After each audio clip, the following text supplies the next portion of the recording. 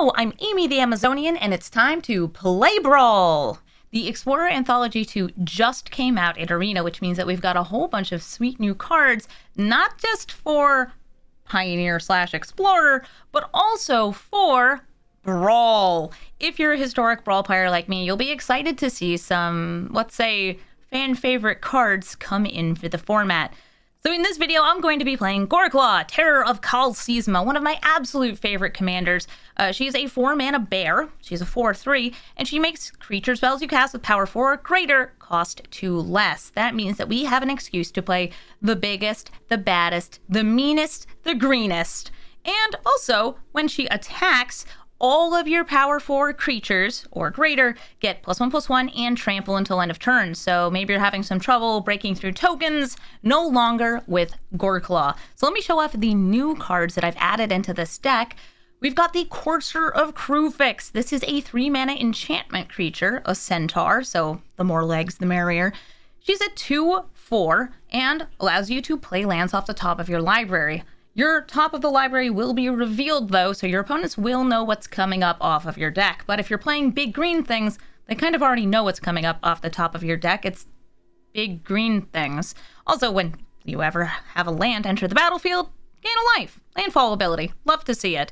We also have World Breaker. There were a whole bunch of Eldrazi added in with the Anthology, and World Breaker gets to go in this deck because it's a 5/7, so gets discounted by Goreclaw, and it's a 7-mana creature with Devoid. It's technically not green, but it still can go into this deck. Whenever you cast the spell, you exile a target artifact, enchantment, or land. So if your opponent has a really scary artifact out, maybe they've got Portal to Phyrexia, you can exile it. Maybe they've got a land that you're sick and tired of them having that color of mana. Exile it. Enchantments, don't even have to worry about it. They're gone. It also has reach, so I don't know, it can block flyers. That's pretty nice. As a bonus, you can pay 3 mana, sacrifice a land to bring this back from your graveyard to your hand, which is helpful if you put it into your graveyard with a self-mill ability, like, say, Cavalier of Thorns, or if it just dies on the battlefield. Normally, you have to pay 7 mana for this, but if you have Goreclaw out, this monster only costs 5, which is amazing. Speaking of mana, the more the merrier, right? Nykthos, Shrine to Nyx. This deck is a monocolored deck, which means that we're generating a ton of devotion. That's right. That's equal to the number of colored mana pips in the casting cost of the permanents we have on our battlefield. So, for example, if we have 5 on the battlefield, we can use Nykthos to generate a whole bunch of extra mana just by tapping, choosing the color green, and then going wild with that mana. The more big creatures we can cast with the more mana that we have. We also have Mutavault. Mutavault's just good. Mutavault's a good card. Did your opponent destroy all your creatures? No, they didn't, because your land is a creature. Mutavault is a 2/2 creature of all creature types for the low cost to animate it of just 1 mana. This is a stable card in a lot of aggro decks, and it's also just really great to have creature lands in case your opponent manages to take out all your battlefield presence. So we're going to take this deck into the queue and see what it can do with its brand new cards.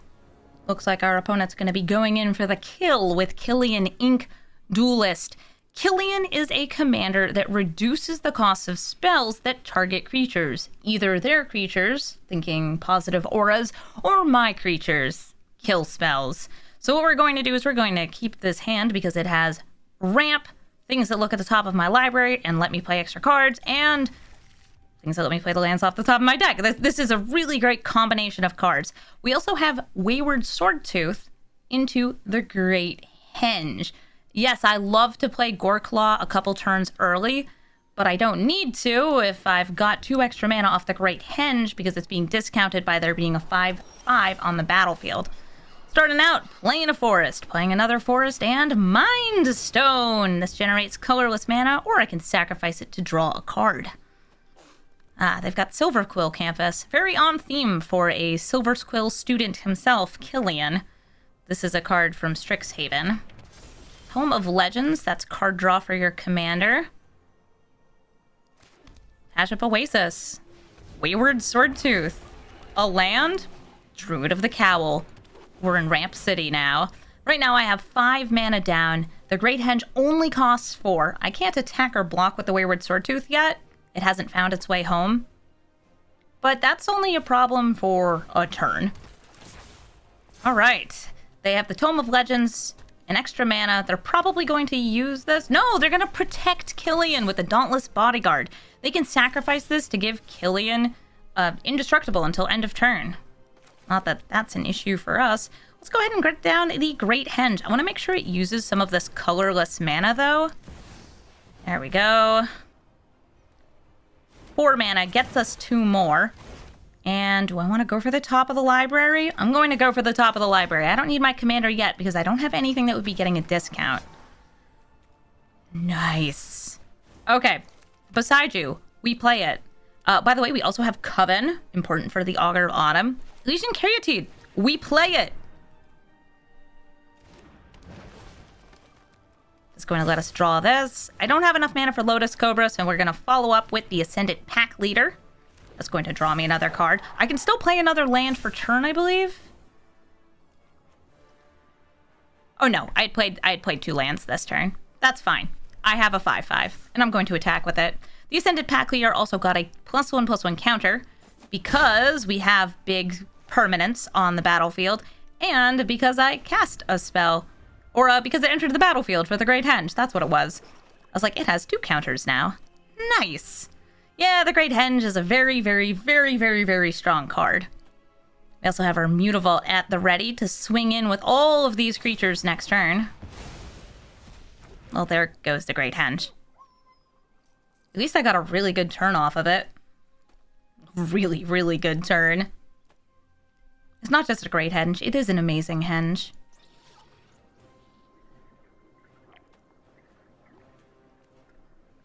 Killian, Dauntless Bodyguard. Can you face down my big green monsters?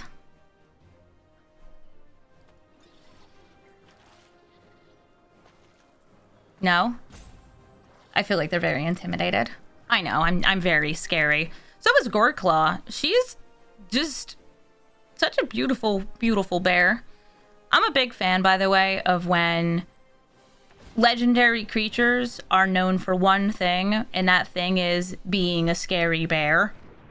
Oh, I'm glad we dealt some damage, because Serra Ascendant would have entered the battlefield and been pretty close to getting to 30 life, which would have given it +5/+5 and flying. We don't need our opponent having 1-drop 6/6s with flying. That's way too much. Oh, and lifelink, of course. Ooh, a spider. I think now's a good time to get down the Goreclaw. So I'm going to play Goreclaw. Ascendant Pack Leader grows. It's a good dog. It's a really good dog. What are you going to do? You're tapped out. Sacrifice your Dauntless Bodyguard? I don't think so. Lotus Cobra. In case of emergency and lands. Our Green Widow, which only costs 1 mana because of Goreclaw's discounts. And there's a Nissa on top of the library. So I'm actually going to shuffle my library using Cultivate. That's going to get me some extra lands. We'll grab the snow lands just in case they end up playing Redan. And Lotus Cobra is going to get us more green mana. We're going to play this forest. It's going to get us more green mana. Oh, look! A Grazer! How cute! It's going to let me get more green mana. Play another land. That's going to let me get more green mana. Nissa! I thought I told you to leave. Let's play the Cold Steel Heart. She just wants to hang out. She says, I see you have so many forests, and I would like to cause problems. I'm going to attack in with Wayward Swordtooth and Ascendant Pack Leader. I'm not going to swing in with the Augur of Autumn just yet, though. If they double blocked with Killian and the Dauntless Bodyguard, this would die, and I think that my creatures are more valuable than that.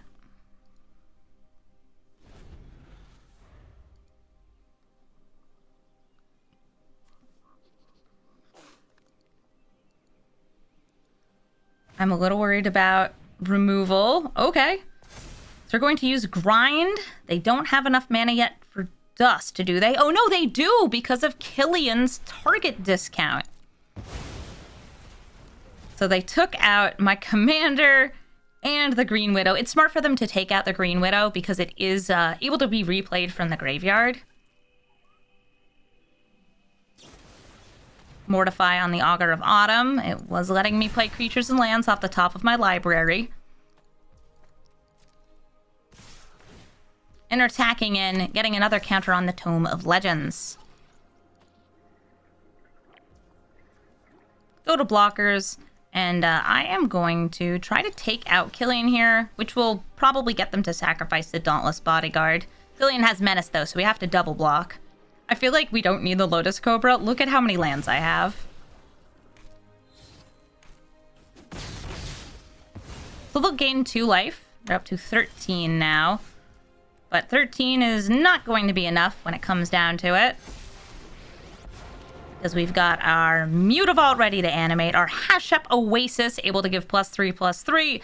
A land that's going to be a 3/3 as well, attacking in. And that's going to be way more than enough damage to finish off our opponent. Good game. It's the battle of the big green with our opponent playing Azusa, Lost but Seeking. That lets them play extra lands every turn. Well, I know how to ramp too because I've got Forest, Incubation Druid, and Heraldic Banner here. So we're actually going first. Here's my Forest. And another Forest. Incubation Druid coming down. This can only tap for green mana, but that's fine because all I need is green mana. This brings me up to 4 total mana, so I can play my commander, Goreclaw!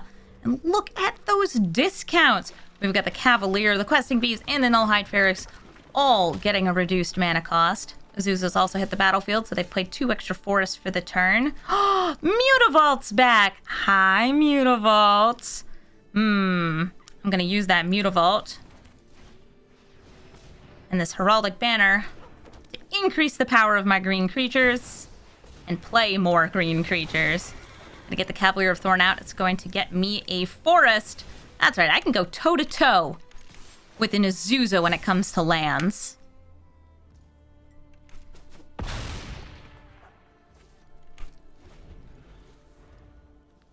They did not block the Goreclaw. Oh, Scoot Swarm.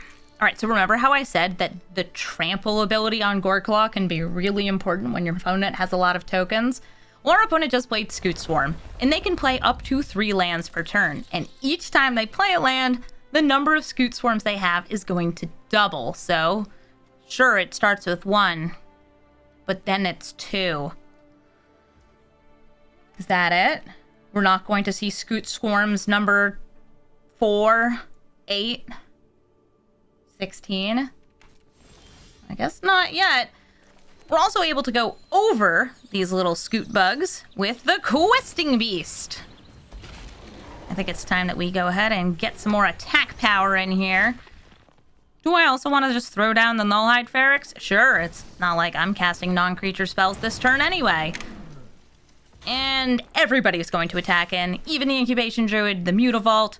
Only the things with power 4 or greater, though, are going to get this buff.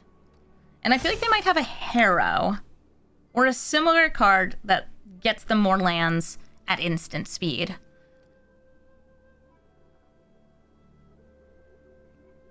It's a lot of damage coming in here. You can't block this at all. Cavalier of Thorns is 7. Goreclaw is 6. We get the Mutavault and the Incubation Druid only dealing a little bit of damage. That's the Heraldic Banner buffing those up. Well, actually not the Mutavault, because this is a colorless creature. But it is all creatures. The Mutavault is an insect, and it's a bear, and it's a human, elemental, beast. Also beast. The Mutavault's a sand. It's an elder. It's a horse. It's a dragon. It's a monkey. It's an ape. You know, Mutavault might just be a creature type. It might just be a creature type. Okay, so in we go. They blocked. They even blocked with Azusa, which puts them to 1 life. Something nice about mono green, it doesn't have any board wipes. There are cards like Perilous Vault and some of the Silexes, which can offer mass removal in a colorless sense. But I feel like we're in a pretty good place here.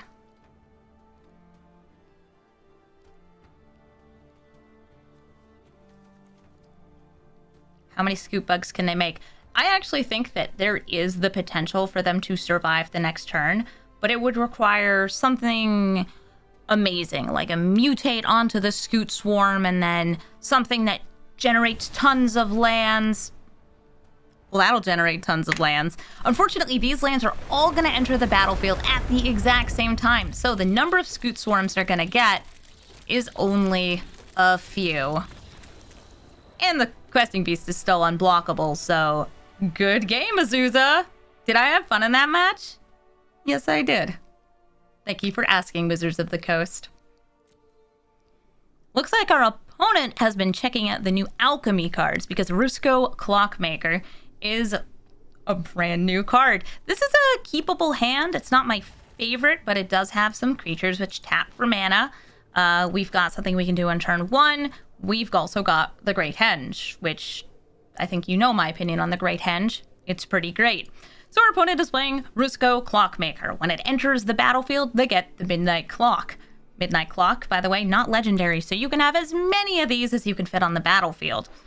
Whenever they cast a non-creature spell, they put an hour on each Midnight Clock, and they also drain the opponent for 1 life. So you go down 1, they go up 1, and Rusco's going to be causing some damage. Rusco, by the way, is a pretty cool character. He's actually in the Brothers War novel, which I have over here. I read it before the Brothers War set came out. And Rusco is the guy who trains Urza when he first comes to Krug. He was working as an apprentice in the shop. So, fun little nod to the story there. How you doing, Rusco?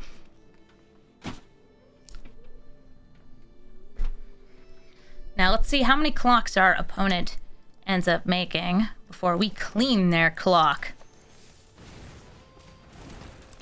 That means beat them up with big green creatures, by the way. Blue mana. Oh no! Rona's Vortex, they unsummoned my creature!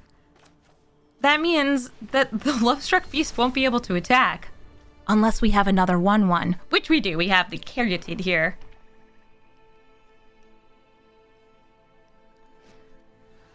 Now, being a Dimir deck, they have access to very, very good removal. And they're already playing it. Well, here comes the Lovestruck Beast. It might not be able to attack, but it is a 5/5, which means that if I can get a little bit more mana, the Great Henge can come down, and I'll be generating more of that green mana. It's what I need. Hey, wait a minute. Midnight Clock. How many clocks is this guy going to have? Okay, here comes the Henge. I just want this on the battlefield. It's not going to do much. I'm actually just going to tap it for the mana here and pass the turn. We know that our opponent's running blue, so this Prowling Serpapard might come in handy. Makes my creature spells uncounterable. But while they were mostly tapped out there, I wanted to make sure that we got the Great Henge on the battlefield. Black does not have much artifact removal. Blue can only bounce it back into hand or shuffle it into my library. This thing is pretty safe where it is right now. All right, the Celestus, even more mana rocks. And the clock is ticking. When this thing hits midnight, by the way, they get to shuffle their graveyard and their hand and draw a fresh 7 cards. It's really good advantage. Let's start with the Serpapard over a Goreclaw, because I do fear counterspells. And I think it's a healthy fear. All right, the Great Henge going to draw me a card.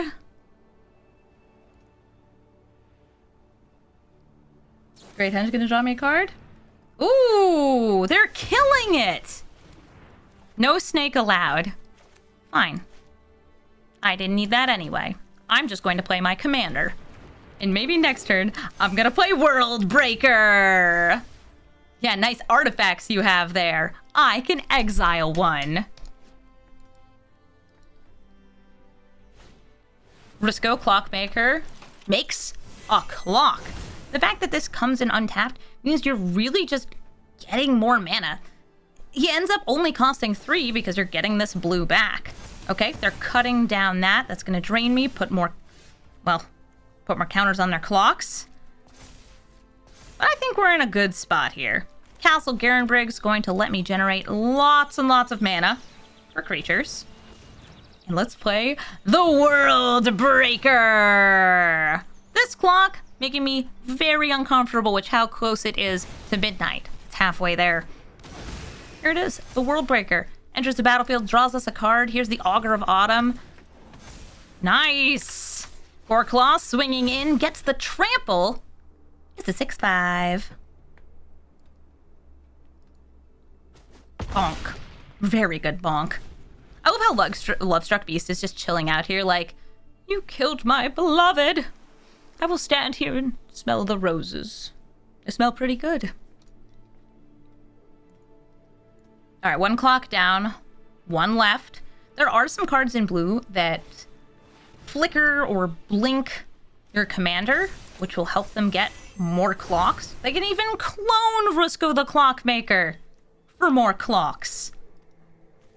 But I'm about to go wild with some of these cards because, first of all, we've got a Wayward Swordtooth. We've also got a Ronus.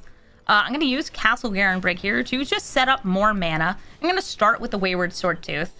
I'm hoping it doesn't get countered, but if it does, it does. I'll play an Indestructible God. All right, we draw.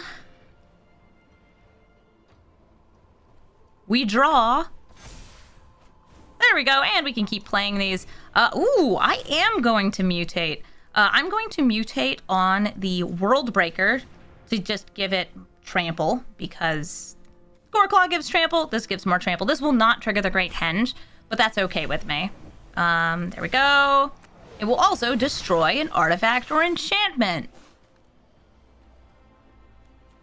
Which one do I want to do? I'm going to hit the Celestus. Nice.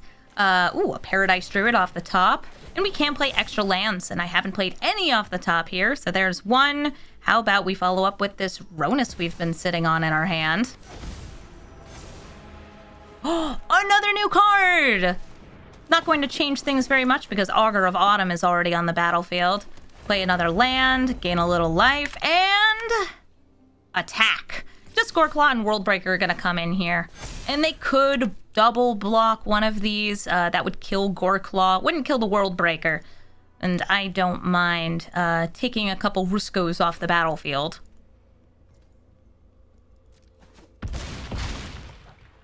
Nice work. Midnight clocks are ticking up. They do have 6 mana. I have a lot more than 6 mana.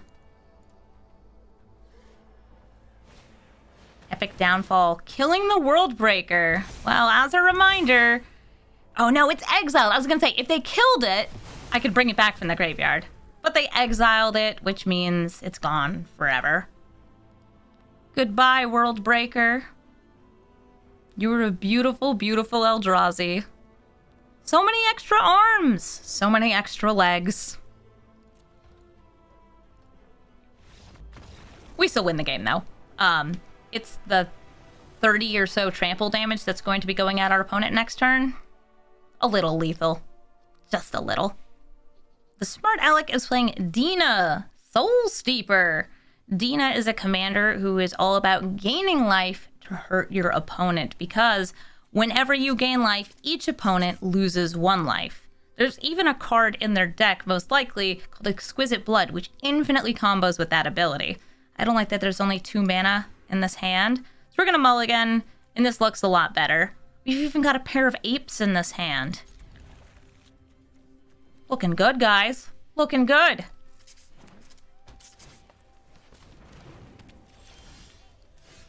Let's go ahead and play a forest to start out the game. Oh, I realize now, I probably could have played the Mutavault on 1 because they probably wouldn't be able to block it. Oh, well, it doesn't matter. We ended up getting something to play on turn 2. It's the Elysian Caryatide. Hi, buddy. This will tap for 1 mana and 2 mana once we get out something big and scary like Goreclaw. We've got the Night Pack Ambusher, which we could use to catch them by surprise, or we could just play Goreclaw to set up for a really big next turn. I want to go for the element of surprise, because I don't think that they're going to see the suddenly a wolf coming. Nice. They actually sacrificed that 1/1 amass. It was a zombie army token to get a food. They gain a life and then they lose a life, which means that I lose a life because they gained a life. Nice.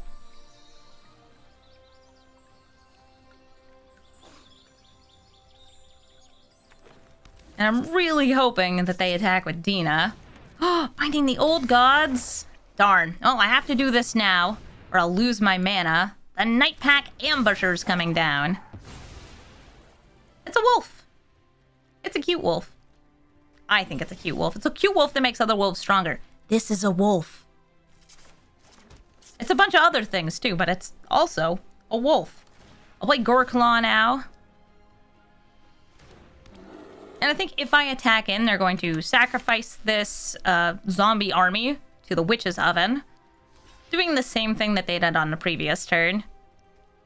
Getting food. Yummy, yummy.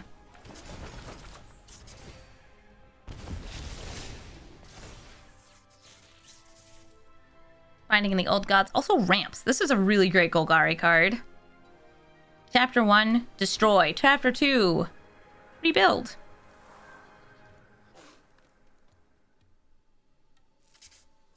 Okay, we've got Dina, we've got a zombie army, and now there's a serrated scorpion. When that dies, I will lose life.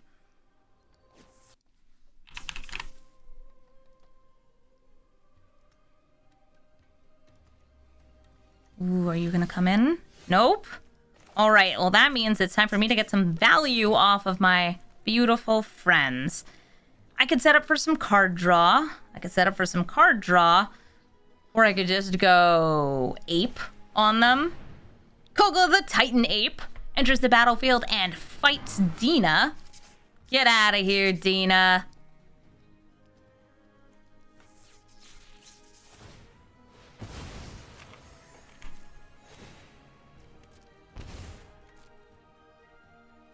And I think they're going to sacrifice Dina. So first they sacrificed a food to drain me for another life. And now we're going to attack in with Goreclaw and a Nightbook Ambusher, which are each going to get +1/+1 and trample. There are no good blocks for them. Next turn, the Binding the Old Gods is going to give Death Touch to both their creatures, which does mean that I'm not going to want to block with Kogla. Kogla does have an ability which can make him indestructible, but I would need a human. This can become a human, but I wouldn't have the mana to activate the ability.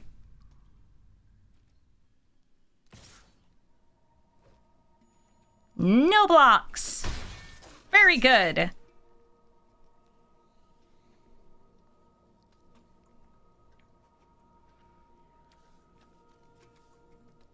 Wonder what they could do. They have quite a bit of mana. They have 6 mana. Oh, they're not replaying their commander. Maybe they're gonna sacrifice the Fountain of Renewal? I don't know. I'm going to start with Garruk's Uprising here. That's going to give all my creatures trample. So if Goreclaw dies, I won't feel so bad about it. And it will draw me a card. And it will also draw me another card when I play a big scary thing like Silverback Elder. Unfortunately, I didn't tap right there. So, whoops. We don't have triple green left. That's fine. I still have a lot going on. You know what? No, we left the Mutavault up because that way I can animate the Mutavault and return it to my hand to keep Kogla indestructible. See? I was definitely doing that on purpose. I would never misplay. No way. That would be crazy.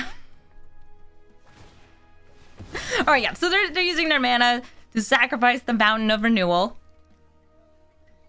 But we're swinging in with a lot. Like a lot of damage. They're not dead this turn, but it's close. They're gonna gain 2 life, and they can actually eat a food if they want to gain a little bit more life.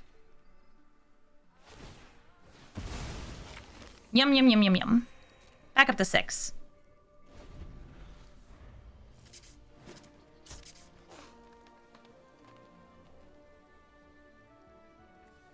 Ooh, I see you hovering over that Guruk's Uprising. And my lands. Does somebody have a Casualties of War? Casualties of War is one of the best destructive spells ever. But they actually targeted, I'm going to say, like, the exact wrong creatures. Because we can animate our Mutavault.